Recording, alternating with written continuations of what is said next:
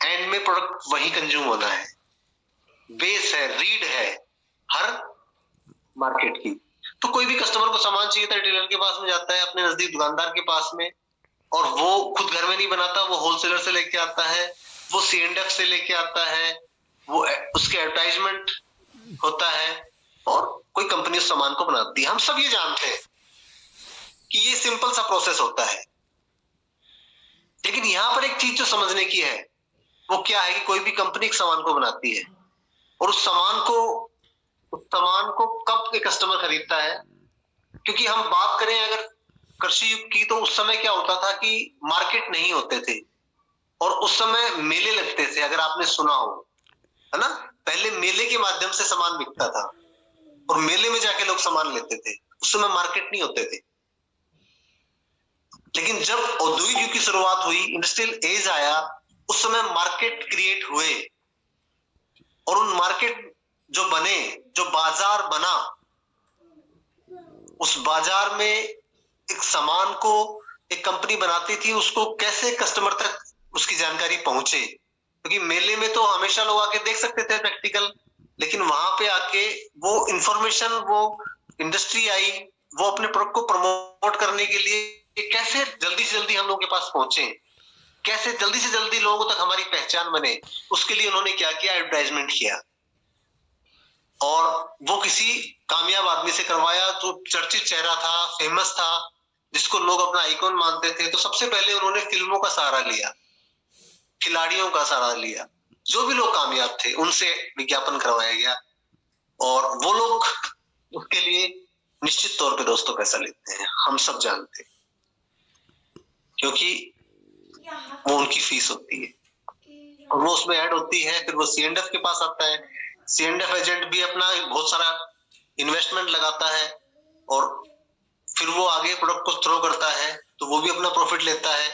Wholesaler, जिसे थोक विक्रेता कहते हैं, ये भी एक कस्बे टाइप एक लेवल तक हम मान सकते हैं कि वहां पे एक बड़ा इन्वेस्टर होता है और ये भी उस आगे अपने से आगे उस सामान को रिटेलर्स को सप्लाई करता है और वो रिटेलर हम तक, हमारे आजू बाजू में जो होता है, उससे हम वो सामान लेते थे। इस तरह से ये सामान जो 40 का था, ये गाड़ी में लोड होता होता आप देखिए 100 का कस्टमर के पास पहुंच गया। क्योंकि इन लोगों का हिस्सा जायज बनता है, क्योंकि वो एक सिस्टम था, वो गलत नहीं है कहीं भी। लेकिन क्योंकि समय परिवर्तनशील है और ये सब अपना प्रॉफिट ले रहे थे, और ये 60% पैसा जो बहुत बड़ा था,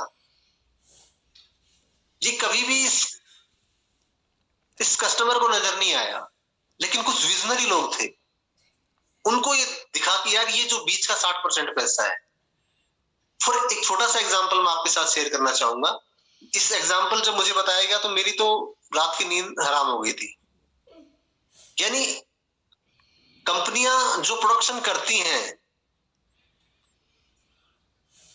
हमारे देश में कितनी कंपनियां प्रोडक्शन करती हैं और उनका टर्नओवर कितना होगा, कितना प्रोडक्ट वो बनाती हैं, कितने रुपए में, कितने नंबर्स में वो हो सकता है, एक बार आप लिखना। पूरे देश की अर्थव्यवस्था कंपनीज पे टिकी होती है, प्रोडक्शन पे टिकी होती है, बहुत बड़ा रोल होता है इनका आज के समय में, और वो सिर्फ 40% में है। लेकिन बात करें जो बीच का पैसा है, वो 60% है। तो पैसा दोस्तों बड़ा कहां है? बीच में। और ये बात समझ में आई कुछ विजनरी लोगों के, और उन्होंने क्या किया कि इन सब का एक निचोड़ निकाल दिया। और ये रॉबर्ट ने भी अपनी बुक 21st सेंचुरी में कहा है, जिन्होंने इसे नाम दिया है फ्रेंचाइजी मॉडल। और यहां पर शुरुआत हुई थी उस समय, तो फैक्ट्री आउटलेट्स खुले, कंपनियों ने अपनी दुकानें खोली, डायरेक्ट सामान बेचना शुरू किया। वॉलमार्ट, बिग बाजार जैसे कंसेप्ट आए। ये क्या थे? फ्रेंचाइजी मॉडल थे। इन्होंने अपनी आउटलेट्स खोली खुद की, और ये चारों जो आपके सामने है, ये एक ही जगह आ गए। या फिर बात करें कि 3 का रूप था, विज्ञापन तो फिर भी हो रहा था, उस चीजों का ऐड तो फिर भी हो रहा था, और ये बीच का पैसा कुछ चंद लोगों के पास था। फिर समय बदला, 21st सेंचुरी की शुरुआत हुई, मोबाइल फोन्स आए। मुझे याद है आज भी 2004 के आसपास इतने मोबाइल फोन नहीं होते थे, 2004-5 के आसपास शायद स्टार्टिंग हुई थी, बड़ी सिटी में होता होगा।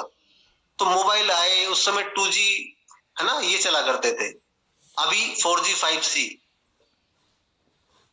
और आज देखिए आप, उसकी वजह से क्या हुआ, 21st सेंचुरी का जो अभी हम बात कर रहे हैं कि ये डायरेक्ट सेलिंग बिजनेस क्यों चल रहा है, क्योंकि आपके सामने एग्जांपल है अमेज़न, फ्लिपकार्ट, स्नैपडील।